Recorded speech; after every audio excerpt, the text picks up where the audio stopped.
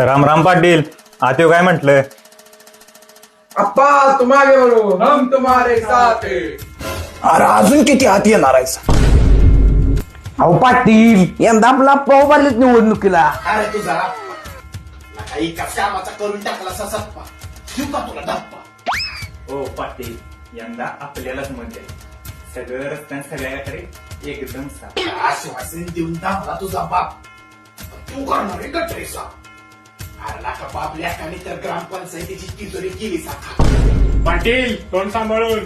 अरे काय सांभाळून बाप लेखाने गाव टाकलं गुंडाळ.